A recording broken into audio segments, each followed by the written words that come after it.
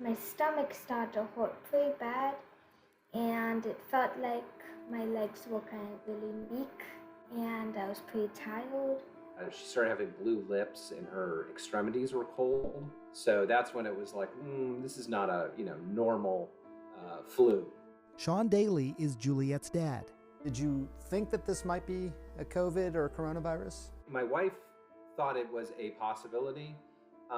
She called to try to see if she could get tested. She didn't meet the criteria. She was more or less a healthy 12-year-old. By that evening, Juliet was nearly dead.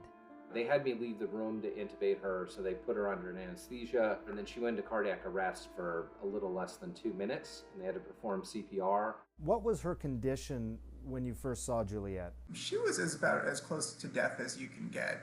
Dr. Jay Kleinmahan is a pediatric cardiologist at Ochsner Hospital for Children in New Orleans.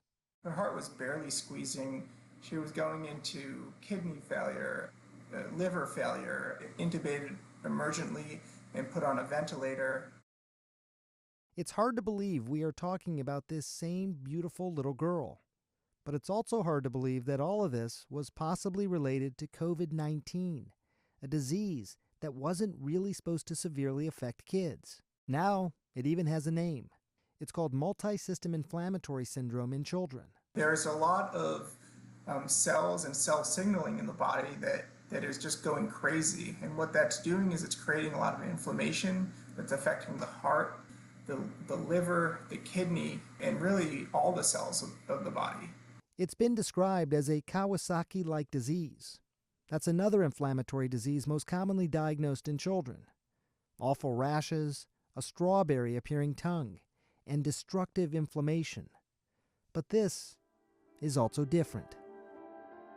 There are so many questions, like why now? Why months into this pandemic are we first seeing this? And why is it so devastating to children in the United States and Europe, but not so much in Asia, where some of the first children were infected? We have interesting information coming in from Japan, as well as Korea and Taiwan, that no one there that we have been in contact with has seen this severe form of cardiovascular collapse in children. Dr. Jane Burns is director of the Kawasaki Disease Clinic at Rady Children's Hospital, San Diego.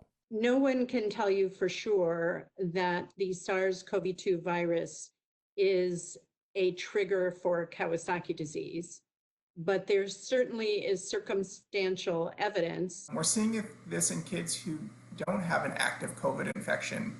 Some of them do, but a lot of them are testing positive for antibodies. A study published in The Lancet on Wednesday found that the number of children diagnosed with a Kawasaki-like disease in Bergamo, Italy, jumped 30-fold after the pandemic overtook the region. Still, in the United States, as frightening as it is, for now, it still appears rare.